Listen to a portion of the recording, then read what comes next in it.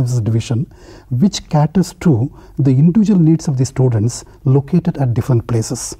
And this Regional Service Division operates at 3 levels. The Regional Service Division is there at the headquarters, and we have what is known as regional centers, a network of regional centers across the country, and each regional center is supported by a number of study centers, program study centers, learner support centers, and work centers, and things of that kind at the lower level.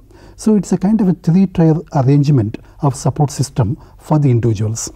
Then if you take the actual support, the means of support, you have mediated support going to the learners and interpersonal support reaching the learners.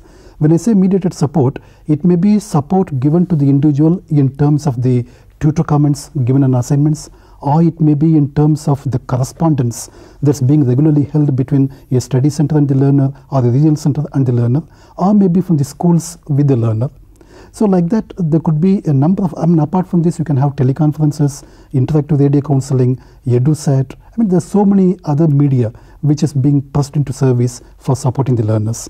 When you come to the interpersonal support, we have what is known as a grievance cell at the regional centers, where the students can come and talk about their problems, get them resolved.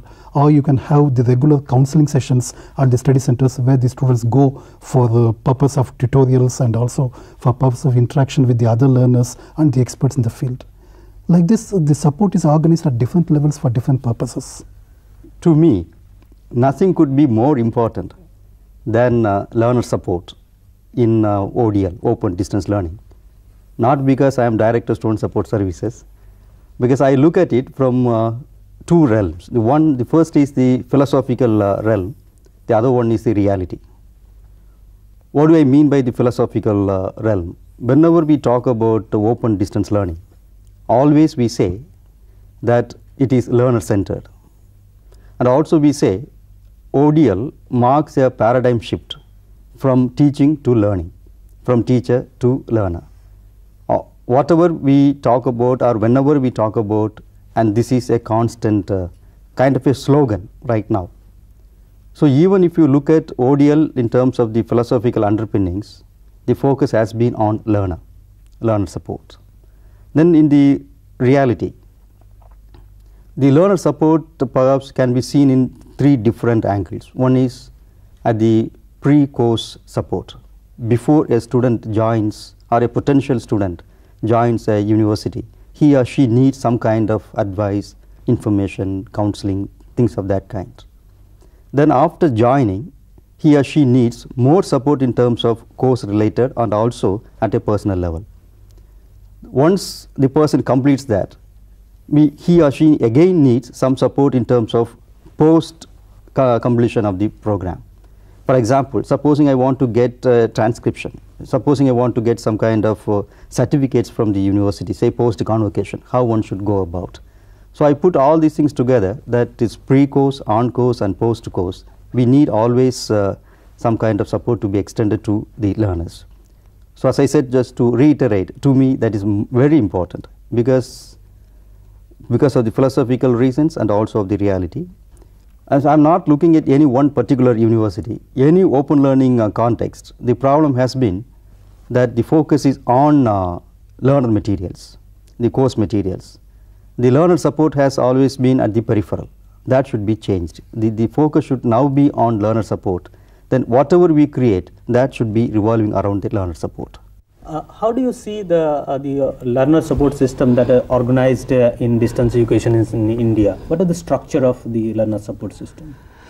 Now, as far as the system of distance education that exists in India, especially after the establishment of Indira Gandhi Open University, a kind of standardization is being developed, and this system works in a kind of 3-tier system: headquarters at the university level, the study center at the field level, and a regional center which liaisons between the policies taken at the university level and implementation done at the so how to ensure this system to be in place.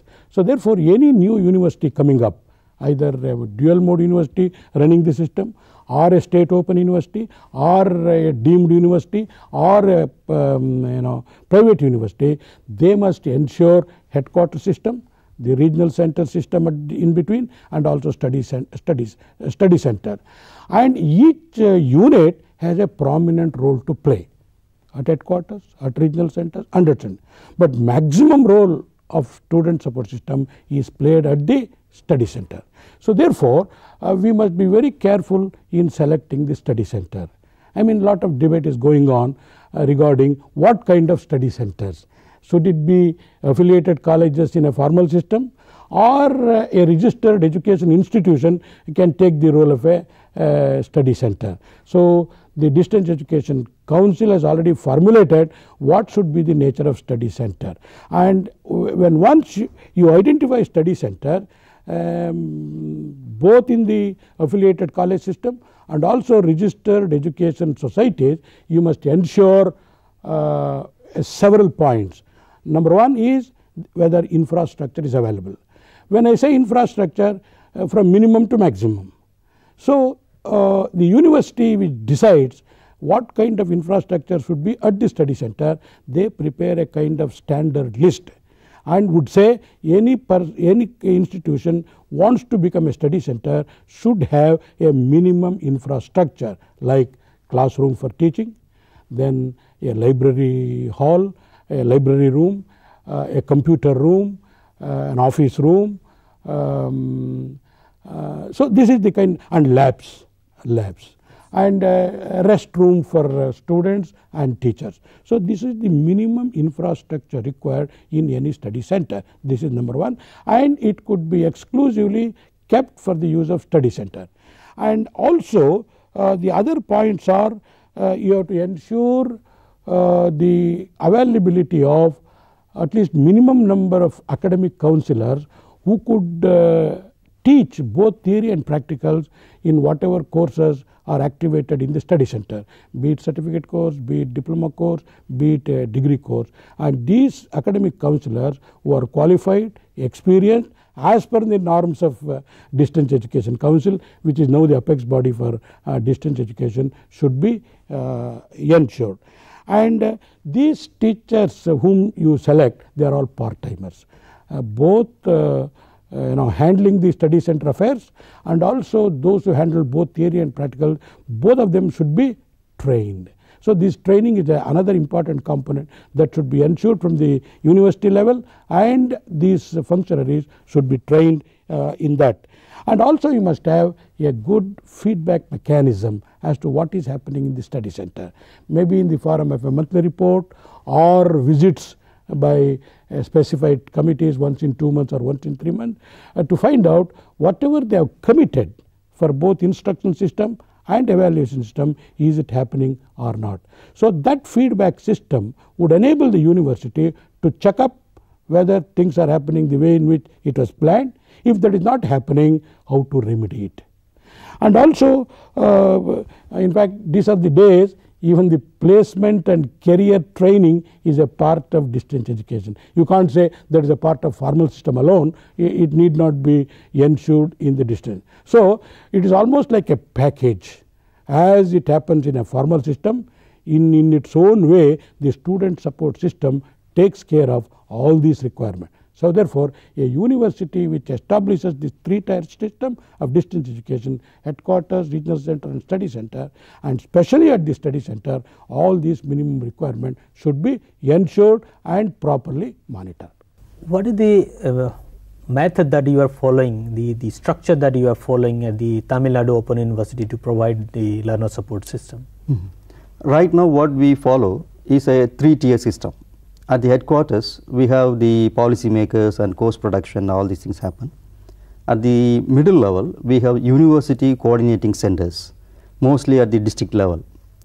Because this being a state open university, initially we thought we will go for the regional centers, but later it was kind of reviewed, and it would be better for us, we thought, we will go for university, district level coordinating centers.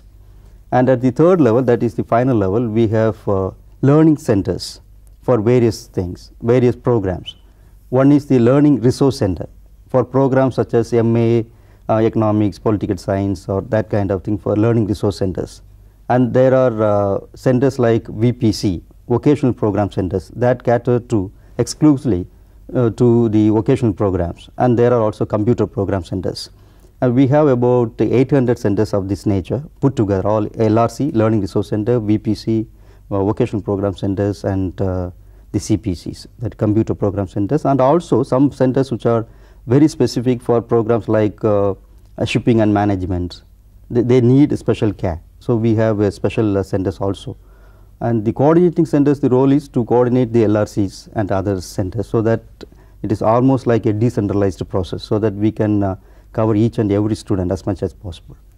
From a series of interviews with experts, those who have worked in the learner support system in distance education and those who have done research and training in this particular area, today we learned certain issues that are affecting the learner support services and the roles performed by academic counselors. Importantly, the roles that we discussed, that the kind of services performed by the academic counselors, tutoring roles, the assignment evaluator role, and the roles for providing personal counseling to the distance learners. We hope by use of these discussions today from the experts, you will be able to develop your own conception about learner support system, academic counseling, and provide the best possible services to the students that you will be serving. Thank you very much.